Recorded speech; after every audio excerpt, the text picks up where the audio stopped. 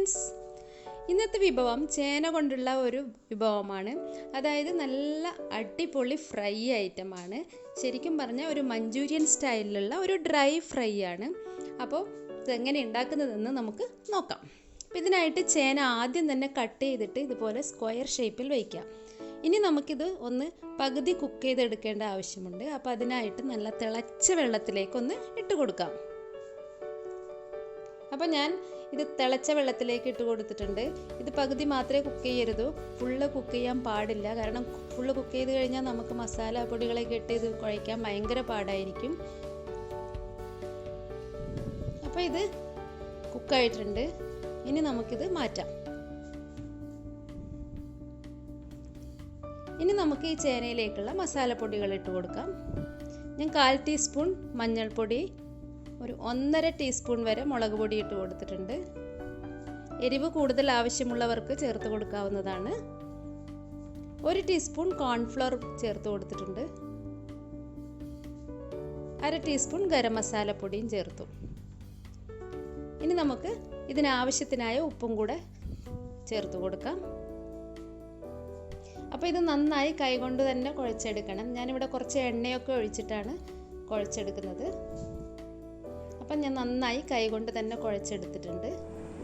ഇനി നമുക്ക് deep fry ചെയ്തെടുക്കണം.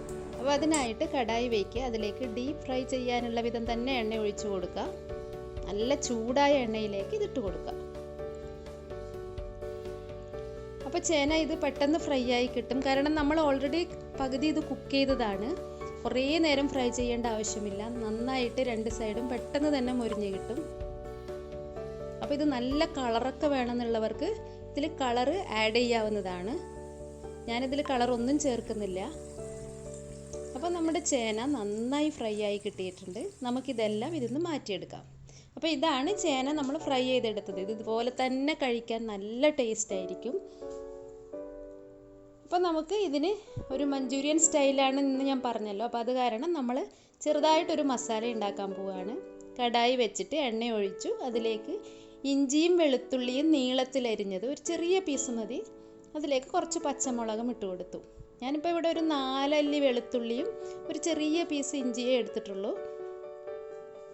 അപ്പോൾ ഇതിൻ്റെ റോ സ്മെല്ലൊന്ന് മാറിക്കഴിഞ്ഞാൽ നമുക്ക് ഒരു സവാളയാണ് ഞാൻ എടുത്തിട്ടുള്ളത്. അതും ഒരു സ്ക്വയർ ഷേപ്പിലാണ് ഞാൻ കട്ട് ചെയ്തെടുത്തിട്ടുള്ളത്, കുറച്ച് വലുതായിട്ട്. അപ്പോൾ ഇതും കൂടെ ഒന്ന് വഴറ്റിയെടുക്കാം.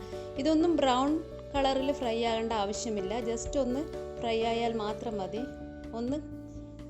ഇനി നമുക്ക് ആവശ്യത്തിന് ഇതിലേക്ക് ഉപ്പിട്ട് കൊടുക്കാം. ഇപ്പം ഞാൻ ചേർത്തിട്ടുള്ളത് ക്യാപ്സിക്കം ഒരു ഫുള്ള് ക്യാപ്സിക്കം തന്നെ എടുത്തിട്ടുണ്ട്. അതും സ്ക്വയർ ഷേപ്പിൽ തന്നെ കട്ട് ചെയ്തെടുത്താണ്. അപ്പോൾ അതും കൂടെ ഇതിലേക്ക് ഇട്ടിട്ട് മിക്സ് ചെയ്തിട്ടുണ്ട്. ഇനി നമുക്ക് കുറച്ച് മസാലപ്പൊടികൾ ഇട്ട് കൊടുക്കാം. അപ്പോൾ 1 ടീസ്പൂൺ മുളക് പൊടിയും 1 ടീസ്പൂൺ പെപ്പർ പൊടിയും ചേർത്തിട്ടുണ്ട്.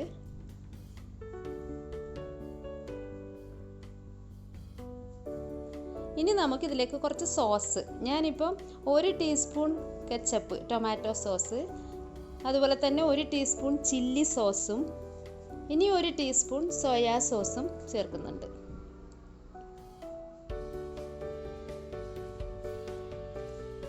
അപ്പോൾ ഇതെല്ലാം കൂടെ ഇനി നന്നായിട്ട് മിക്സ് ചെയ്യാം. ഇനിയിപ്പോൾ ഇതിലേക്ക് നമുക്ക് നമ്മൾ ഫ്രൈ ചെയ്ത് വെച്ച നമ്മുടെ ചേന ഒന്ന് ഇട്ട് കൊടുത്തിട്ട് വീണ്ടും ഒന്ന് ഇളക്കി കൊടുക്കാം. അപ്പോൾ നമുക്ക് ഈ സമയത്ത് ഇതിൻ്റെ ഉപ്പും എല്ലാം ടേസ്റ്റൊക്കെ നോക്കിയിട്ട് ചേന ഇട്ട് കൊടുക്കാവുന്നതാണ്. അപ്പം ഞാനിതിലേക്ക് ചേന ചേർത്ത് കൊടുക്കുന്നുണ്ട്. അല്ല, ഈ ഫ്രൈ ചെയ്ത ചേന ഇതേപോലെ കഴിക്കാൻ നല്ല ടേസ്റ്റാണ്. അപ്പോൾ 2 രീതിയിലും നിങ്ങൾക്ക് ട്രൈ ചെയ്യാവുന്നതാണ്. അപ്പോൾ ഇതൊന്ന് ഇതിലേക്ക് കുറച്ച് മല്ലിയിലയൊക്കെ ഇട്ടിട്ട് നന്നായിട്ടൊന്ന് ഇളക്കിയിട്ട് നമുക്ക് സ്റ്റൗ ഓഫ് ചെയ്തിടും. ഇനിയിപ്പോൾ അധിക നേരം വെക്കേണ്ട ആവശ്യമില്ല. അപ്പോൾ ഇത് റെഡിയായി, സ്റ്റൗ ഓഫ് ചെയ്യാം. നമുക്കൊരു നല്ല സെർവിങ് പ്ലേറ്റിലേക്ക് മാറ്റാം. ഇത് ചൂടോടെ തന്നെ കഴിക്കേണ്ട അതാണ്. തണുത്ത് കഴിഞ്ഞാൽ ഇതിങ്ങനെ ഭയങ്കര സോഫ്റ്റായി പോവും.